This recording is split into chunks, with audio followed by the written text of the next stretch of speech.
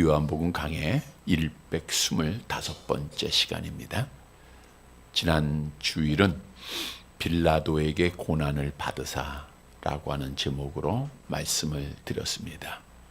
오늘도 우리가 신앙 고백 드릴 때 빌라도에게 고난을 받으사 십자가에 못 박혀 죽으시고 라고 암송을 했는데, 이 시간 수많은 크리스찬들이 예배 시간에 빌라도에게 고난을 받았다라고 고백을 하죠. 빌라도라고 하는 이름은 이렇게 저주받은 자의 이름이 되었습니다. 그러면 왜 빌라도는 저주받은 자가 되었는가? 먼저는 진리를 믿지 못하기 때문입니다. 빌라도는 잡혀온 진리 대신 예수님을 직접 뵙고요. 진리 대신 예수님의 말씀을 직접 들었음에도 불구하고 믿지를 못하다가 저주를 받았습니다. 진리란 무엇인가? 진리란 진리의 성령의 감동을 받은 사람들이 진리이신 하나님 아버지께로부터 받아서 진리이신 예수님에 대한 증거입니다. 진리의 기독교의 말씀은 예수께서 그리스도요 하나님이시라고 하는 사실이죠. 이걸 믿는 자가 복을 받게 됩니다. 우리는 진리의 말씀, 진리의 내용을 꼭 인식하고 확신하고 이 진리를 믿음으로 복받는 자들이 돼야 돼요. 또한 빌라도가 저주받은 것은 올바름을 알고도 행하지 않았기 때문입니다. 빌라도가 고소의 내용을 가지고 예수님을 신문해 봤지만 아무 죄도 자지를 못했어요. 그래서 예수님을 놓아주기를 원했지만 그가 그 올바름을 실천하지 않았기에 결국은 저주를 받았습니다. 우리도 올바름을 알았으면 그 올바름을 실천해야 복받는 자가 됩니다. 물론 올바름이라는 것은 나의 기준이 아니라 성경 말씀이 유일한 정확한 완전한 기준일 뿐입니다. 그래서 말씀에서 우리에게 말할 때마다 그 올바름을 깨닫고 실천하는 자가 복이 있습니다. 그리고 빌라도가 저주를 받은 이유는 사람을 무서워했기 때문에 그렇습니다. 빌라도가 예수를 놓아주기를 원했지만 무리들이 바라바를 놓아줄 것을 외쳤고 또 소란이 일어나는 것이 두려워서 결국 예수님을 다시 신문하지 않았습니까? 우리가 사람을 두려워하면 믿음을 지키지 못하고 저주를 받게 됩니다.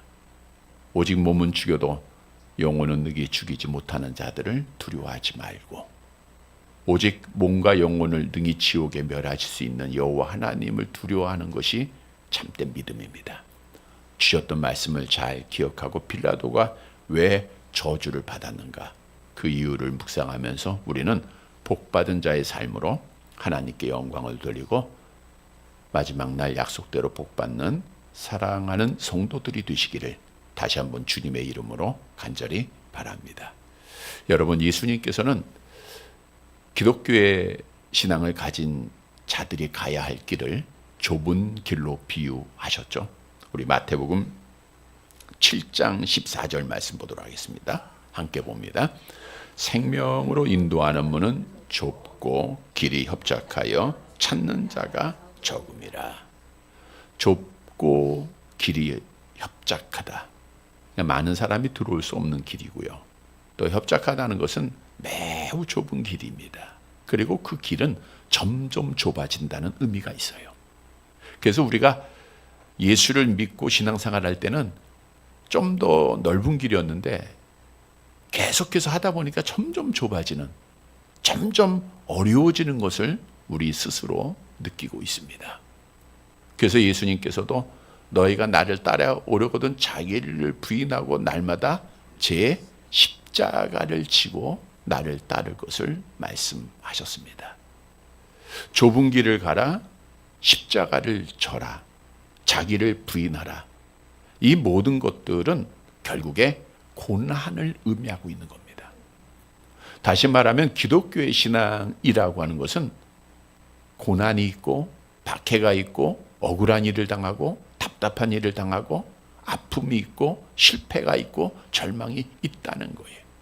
그럼에도 불구하고 우리는 끝까지 견뎌야 합니다. 그래서 기독교의 신앙은 견디는 거예요. 우리가 견딘다라고 하는 표현은 어려움이 있다는 겁니다.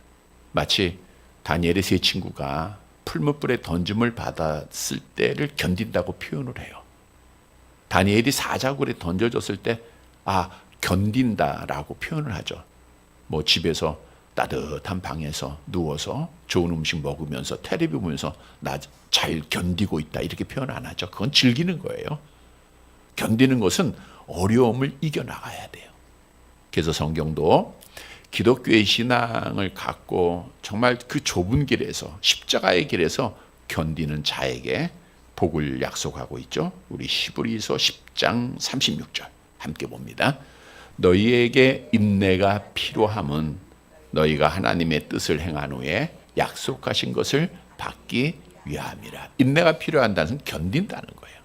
너희가 견뎌야 한다. 그래야하면 하나님께서 약속하신 복을 주신다. 성경이 말씀하는데 그러면 우리 주님이 약속하신 복이 뭐가 있죠? 궁극적인 복은 하나님의 나라 복 아닙니까? 암송해 볼까요? 가서 너희를 위하여 거처를 예비하러 가서 너희를 위하여 거처를 예비하면 내가 다시 와서 너희를 내게로 영접하여 나 있는 곳에 너희도 있게 하리라. 그러니까 주님이 약속하신 것은 하나님 나라의 거처입니다. 하나님의 나라입니다. 그래서 우리가 정말 썩지 않고 더럽지 않은 그 하나님의 나라, 전전주에 우리 주님이 왕이 되셔서 완전한 통치를 하시는, 우리가 그 통치를 받으면서 영원한 즐거움과 기쁨을 누릴 그 약속이 우리에게 주어졌다는 거예요. 그런데 말씀드린 대로 이 약속을 얻기 위해서는 뭘 받아야 돼요? 고난을 겪어야 돼요. 견뎌야 됩니다. 그래서 성경도 말씀하죠. 로마서 8장 17절 함께 봅니다. 자녀이면 또한 상속자 곧 하나님의 상속자여 그리스도와 함께한 상속자니 우리가 그와 함께 영광을 받기 위하여 고난도 함께 받아야 할 것이니라. 우리가 약속하신 영광의 나라에 들어가기 위해서는 고난도 함께 받아야 할 것이니라.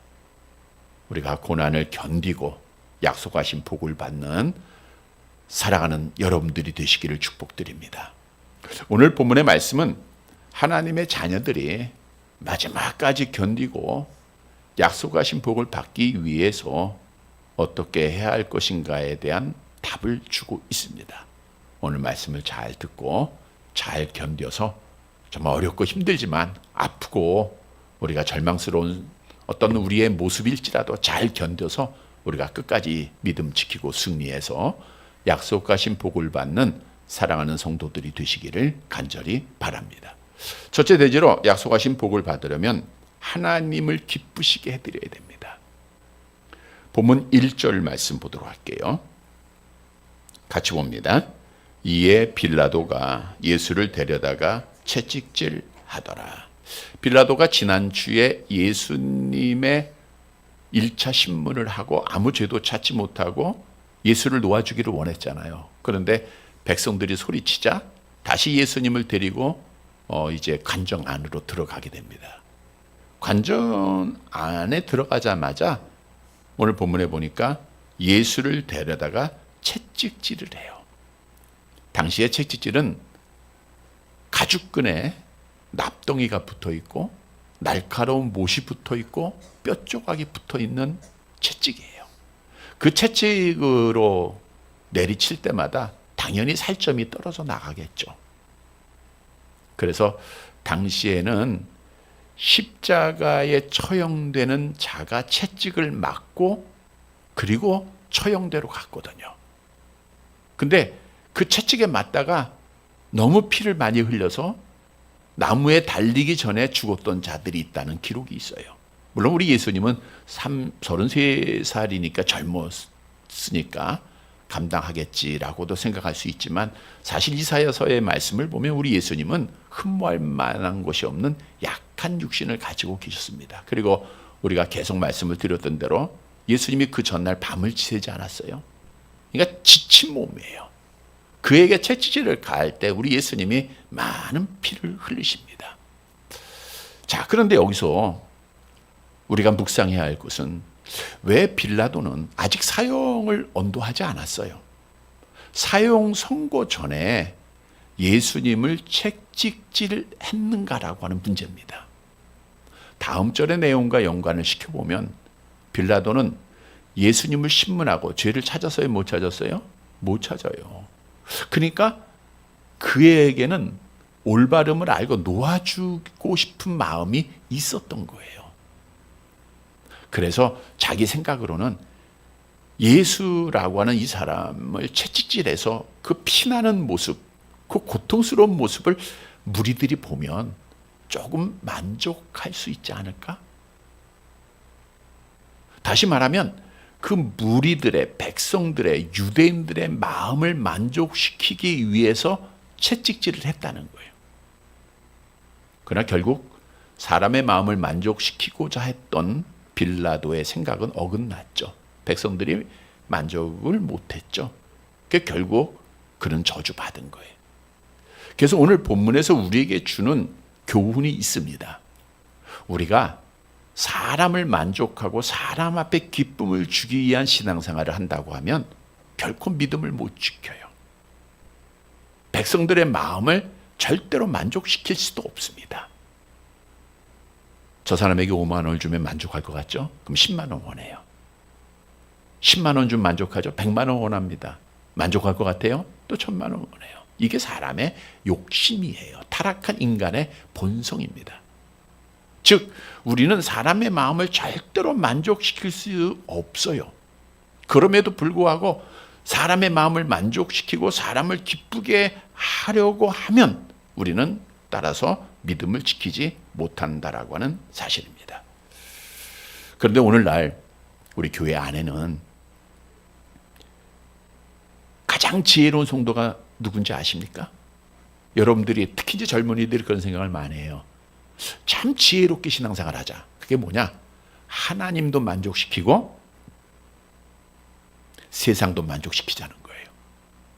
예수님도 만족시키고 친구들도 만족하자는 거예요. 그래서 한 발은 세상에 한 발은 교회에 놓고 그냥 적절하게 중간에서 신앙생활 하는 자들이 점점 많아지고 있다는 거예요. 예배는 열심히 드리지만 세상 것도 함께 즐기면서 드리는 거예요. 그러니까 이게 어떤 때는 신앙인인 것 같고 지금 예배 시간에 와서 예배 드릴 때는 야 내가 하나님의 자녀의 신앙생활인 것 같은데 또 그렇지 않은 모습들 세상 사람들이 바라볼 때 결코 하나님의 자녀라고 인정하지 못하는 모습들이 너무 많이 있다는 거예요. 여러분 중요한 진리는 우리는 결코 두 사람 만족할 수 없다는 거예요. 두 사람을 동시에는 절대로 만족시킬 수 없다. 성경이 증언하죠. 우리 누가복음 16장 13절입니다. 함께 봅니다. 집 하인이 두 주인을 섬길 수 없나니 혹 이를 미워하고 저를 사랑하거나 혹 이를 중히 여기고 저를 경히 여김이라. 너희는 하나님과 재물을 겸하여 섬길 수 없느니라. 하나님과 세상은 겸하여 섬길 수가 없어요. 다시 말하면 중간은 있어요, 없어요? 없습니다. 기독교에는 중간이 없어요. 어느 큰 교회 목사님이 현재 우리나라의 상황을 보면서 인터뷰에 이런 말을 하더라고요. 성경에 좌로나 우로나 치우치지 말라 했으니까 교회는 어느 쪽도 치우쳐서는 안 된다. 얼핏 들으면 맞는 말 같죠? 성경에 그런 말이 한 구절 나옵니다. 우리 잠언서 4장 27절 말씀 볼까요? 같이 봅니다. 좌로나 우로나 치우치지 말고 네 발을 악에서 떠나게 하라. 앞부분만 딴 거예요, 이 목사님은. 이 말은 뭐냐? 좌로나 우로나 치우치지 말고 내 말을 악에서 떠나라. 이것은 성경 말씀대로 하나님의 뜻대로 바른 길 가라는 거예요. 그러니까 좌도 틀렸고 우도 틀렸다 그 뜻이에요. 우리에게 바른 길 가라는 거지 좌우로 치우치지 말라는 이 말씀을 거기에 적용하는 것은 잘못된 적용이고 해석이라는 거예요. 이건 잘못된 적용입니다. 또 어떤 분은 그렇게 설교하죠. 교회 안에는 우파를 지지하는 사람도 있고 좌파를 지지하는 사람도 있으니까 이쪽 저쪽에 상처를 주지 않게 해서는 언급을 하지 않아야 된다. 또 둘이 뭉실하게 해야 된다라고 주장을 합니다. 근데 성경은요, 도리어 미지근한 자들을 향하여서 이렇게 경고를 합니다. 우리 계시록 3장 15절 16절 같이 봅니다. 내가 네 행위를 아노니 내가 차지도 아니하고 뜨겁지도 아니하도다. 내가 차든지 뜨겁든지 하기를 원하노라. 내가 이같이 미지근하여 뜨겁지도 아니하고 차지도 아니하니 내 입에서 너를 토하여 버리라. 중앙에 있는 자들은 하나님이 토하여 내치신다는 거예요. 그래서 기독교는 중간이 없습니다. 이쪽도 저쪽도 아닌 경우는 없어요. 분명한 진리는 성경은 자유민주주의를 말하고 있다는 거예요. 자유라고 하는 이것이 성경에서 나온 거예요. 자유민주주의예요. 그러나 공산주의는 유물론에 기초하고 있기에 하나님이 없다라고 하는 것으로 시작하기 때문에 성경에서 어긋난 주의입니다. 여러분 북한을 보세요. 중국을 보세요. 자유가 있습니까? 우리는 주일 이 시간 자유롭게 예배드리고 찬송하고 자유롭게 하나님 전하고 있지만 공산주의가 되면 자유를 다 빼앗기게 돼요. 따라서 친북, 친중하는 자들은 성경에서 떠난 겁니다.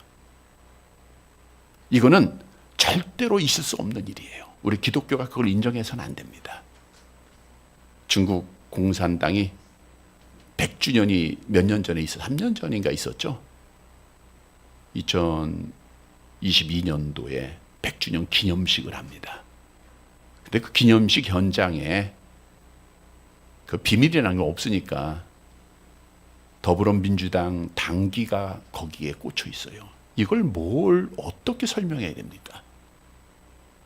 여러분, 오늘날 목사라고 하면서 내가 신앙인이다, 크리스찬이다 하면서 공산주의 주체 사상에 빠진 자들을 지지하고 있는 것은 분명히 잘못된 믿음입니다. 우린 중간이 없어요. 우리는 자유민주주의. 왜? 이것이 성경이요, 이것이 하나님 편이기 때문입니다. 왜 그러면 사람들은 중간에 있으려고 합니까? 중간에 있어야 사람의 눈치를 봐야 내가 이쪽 저쪽 유익을 얻는다고 생각하고 있기 때문에 그래요. 그래서 이 사람도 만족시키고 저 사람도 만족시키는. 근데 이것은 기독교에서 존재하지 않다는 거예요. 여러분, 분명한 진리는 우리는 세상도 하나님도 함께 만족시킬 수가 없어요.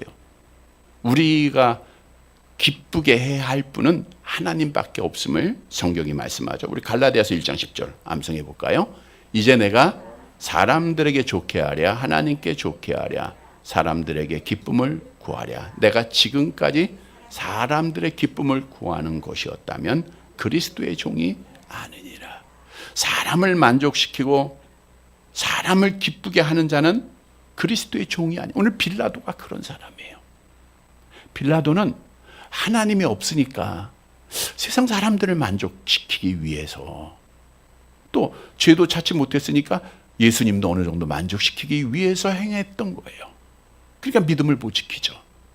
그래서 오늘 우리에게 주시는 의미는 정말 하나님을 좋게 하는, 하나님을 기쁘게 하는 자가 되어야 믿음을 지킬 수 있는 겁니다.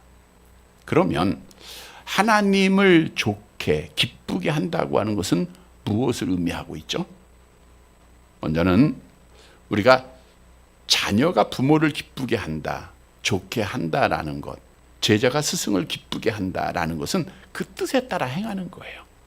나는 이쪽으로 가고 싶지만 우리 부모님이 이쪽 길을 원하니까 내 뜻을 적고 글로 갈 때 부모님이 기뻐하지 않습니까?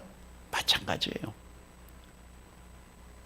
하나님을 기쁘게 한다는 것은 내 고집, 내 생각, 이것을 다 버리고 하나님의 뜻에 따라 행하는 겁니다. 그러니까 하나님이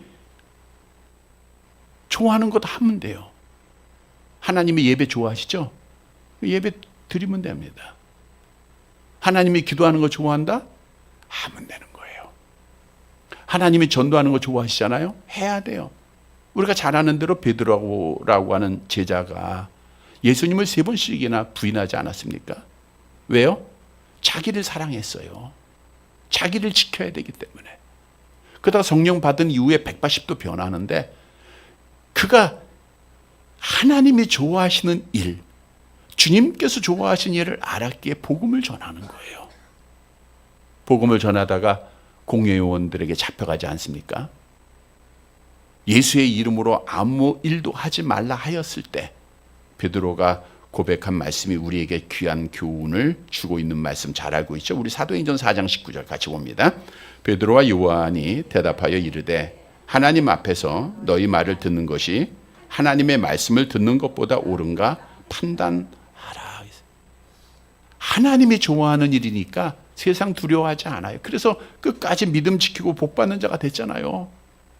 따라서 정말 우리가 크리스찬이라고 하면 뭘 하든지 이런 질문을 던져봐야 돼요.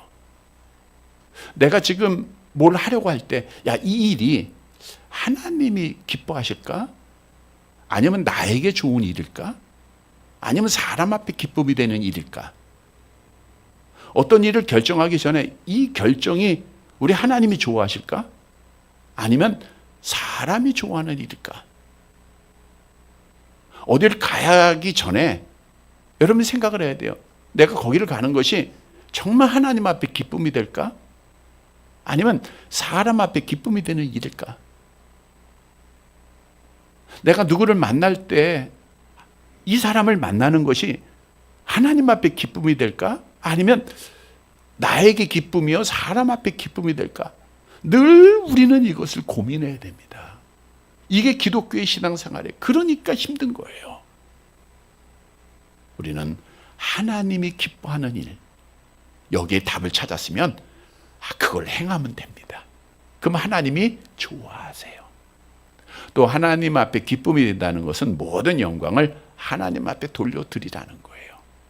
특히 잘 될 때, 성공했을 때 모든 영광 하나님 앞에 드려야 됩니다. 우리의 삶의 목적은 하나님을 영화롭게 하고 영원토록 그를 즐거워하는 것 아닙니까?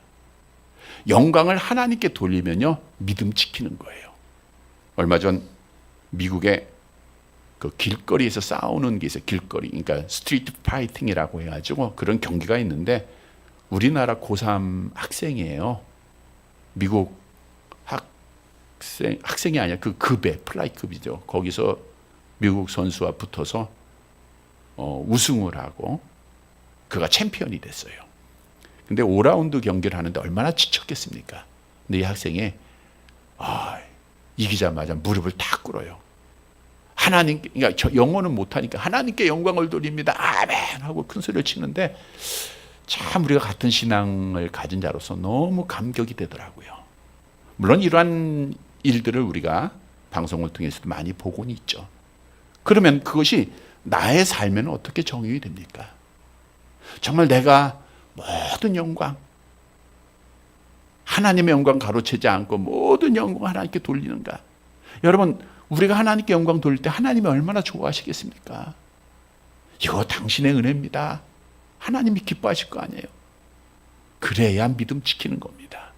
성도 여러분, 오늘 본문의 빌라도가 사람을 기쁘게 하려다가 믿음을 못 지키고 그가 저주받았던 사실을 기억하고 우리는 오직 하나님을 기쁘시게 하는 자, 하나님의 뜻대로 행하고 하나님이 좋아하는 일을 행하고 하나님께 영광 돌려서 믿음 지켜서 약속하신 복을 받는 사랑하는 성도들이 되시기를 간절히 바랍니다.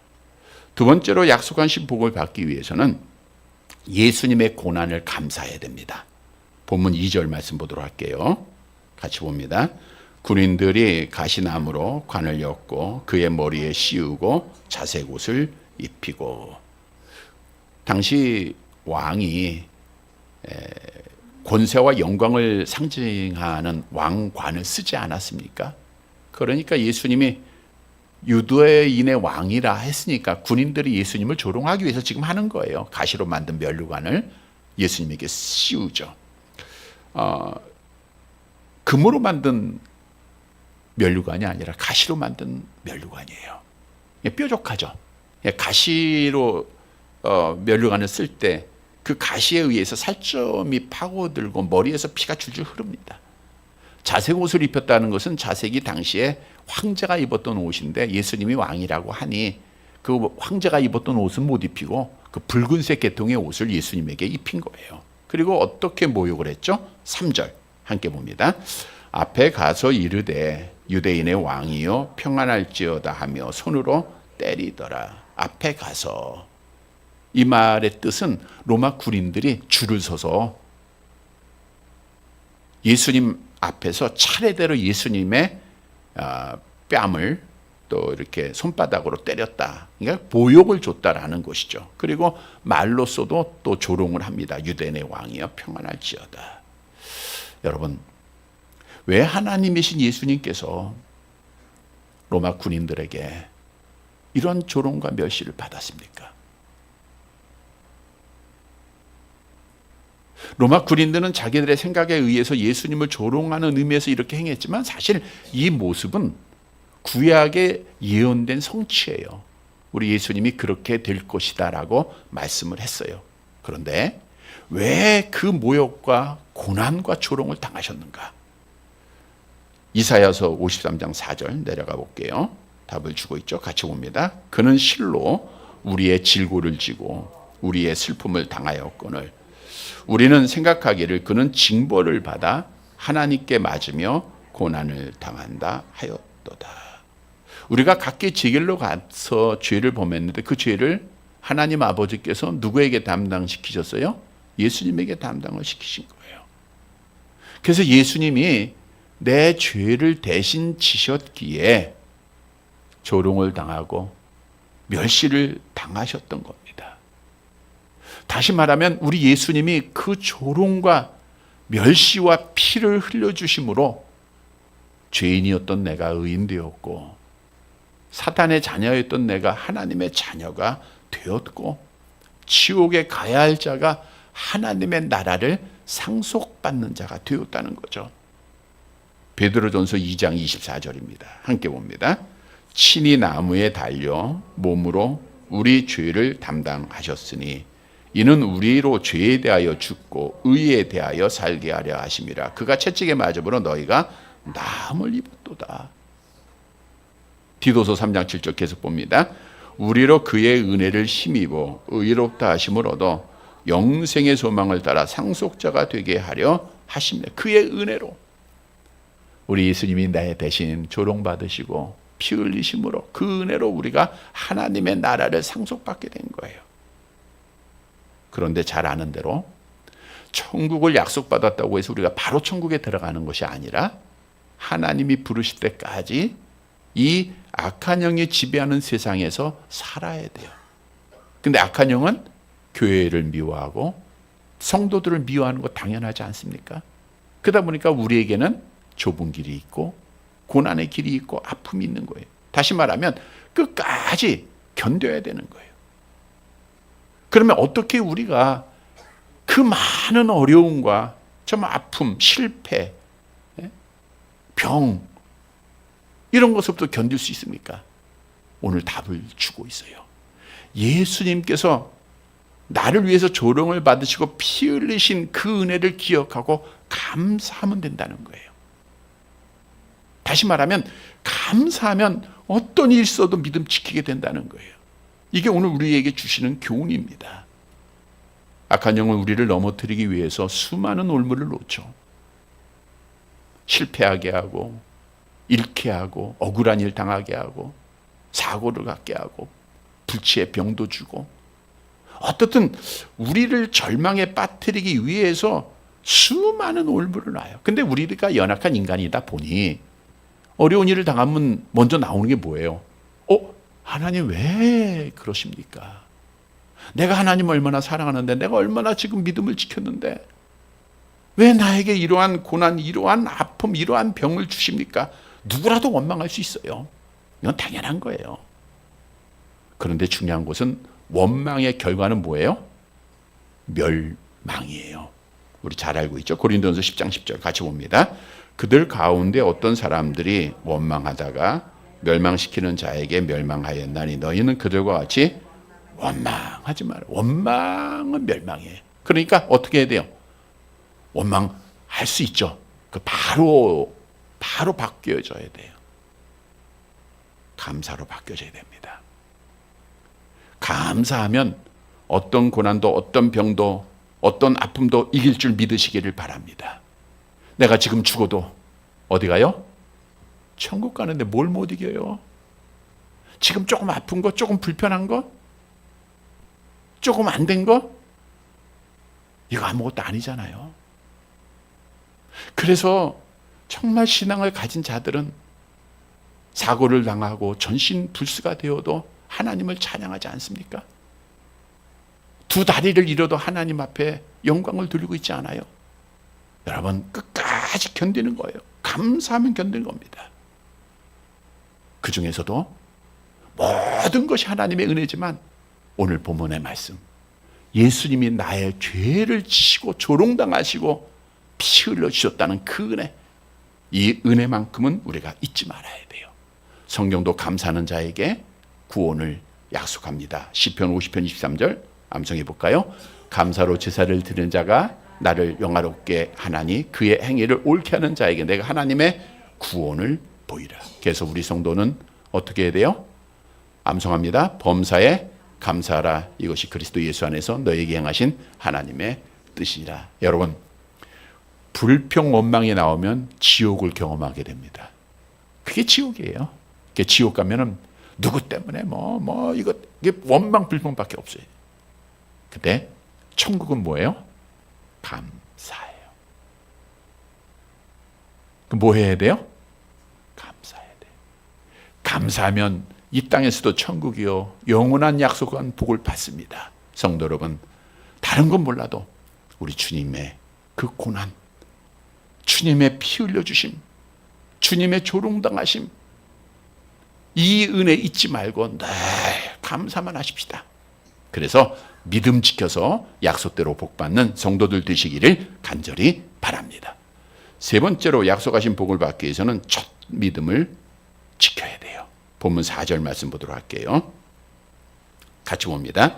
빌라도가 다시 밖에 나가 말하되 보라, 이 사람을 데리고 너희에게 나아오니 이는 내가 그에게서 아무 죄도 찾지 못한 것을 너희로 알게 하려 함이라 하더라. 다시 밖에 나갔다는 게 두 번째 나가는 거예요. 그러니까 빌라도가 예수님 신문하고 첫 번째 나가서 야, 그 사람 죄 없어 하니까 백성들이 빌라도 놓아주세요. 예수 십자가 못 박으세요. 그래서 이제 그 빌라도는 또 다시 들어가서 예수를 채찍질한 거예요. 2차 신문해요. 근데 아무 죄를 못 찾는 거예요. 앞에서 언급해 드린 대로 그래도 군중들이 예수의 그 모습, 그 초라한 모습, 그 피 흘리는 모습을 보면 조금은 이해하지 않을까. 그래서 빌라도가 그에게 예수님을 두 번째로 데리고 나오게 되죠. 보세요. 5절 말씀 계속 봅니다. 시간 없어 빨리 갈게요. 같이 봅니다. 이에 예수께서 가시관을 쓰고 자색 옷을 입고 나오시니 빌라도가 그에게 말하되 보라, 이 사람이로다. 아멘. 4절에서 무죄를 선포합니다. 아무 죄도 없어. 누구예요? 바로 이 사람이로다. 채찍에 맞아 피 흘리고 가시관에서 머리에서 피를 쭉 흘려 계신 주님을 보시면서 바로 이 사람이야. 빌라도는 마지막까지 놓아주기를 원했던 것 같아요. 자, 그런데 성경을 읽는 분들은 쉽게 생각할 것 같아요. 보라, 이 사람이로다. 뭐가 연상이 됩니까? 뭐가 연상돼요? 예수님이 공생애를 시작하실 때 세례 요한한테 세례 받을 때 세례 요한이 뭐라 그랬어요? 우리 요한복음 1장 29절 같이 봅니다. 이튿날 요한이 예수께서 자기에게 나아오심을 보고 이르되 보라 세상 죄를 지고 가는 하나님의 어리냐. 공생애 시작할 때 세례 요한이 뭐라 했어요? 예수님을 향해서 보라 세상 죄를 지고 가는 하나님의 어린 양이로다. 공생애를 마치는 마지막에 빌라도가 뭐라 그래요? 보라 이 사람이로다. 죄 없는 사람 이 사람이로다. 여러분 이게 서로 연결이 돼 있어요. 우리 예수님은 죄 없는 몸으로 우리의 죄를 담당하셔서 그 고난을 당하셨다는 거예요. 그런데 백성들이 어떻게 반응을 하죠? 6절 마지막 절 같이 봅니다. 대제사장들과 아랫사람들이 예수를 보고 소리질러 이르되 십자가에 못 박으소서 십자가에 못 박으소서 하는지라. 빌라도가 이르되 너희가 친히 데려다가 십자가에 못 박으라. 나는 그에게서 죄를 찾지 못하였노라. 빌라도는 놓아주기를 원했지만 무리들이 소리칩니다. 대제사장들로부터 선동을 받았어요. 십자가에 못 박으소서 십자가에 못 박으소서. 그런데 잘 아는 대로 불과 5일 전 우리 예수님이 예루살렘 성에 입성하실 때 그 유대인들이 어떻게 했었죠? 마태복음 21장 9절 같이 봅니다. 앞에서 가고 뒤에서 따르는 무리가 소리 높여 이르되 호산나 다윗의 자손이여 찬송하리로다. 주의 이름으로 오시는 이여 가장 높은 곳에서 호산나 하더라. 예수님을 찬송하던 자들이에요. 그 입술이. 근데 5일 만에 변해요. 그 믿음이 변했기에 그들은 하나님 앞에 예수님을 십자가에 못 박아 죽이는 죄를 범하지 않았습니까?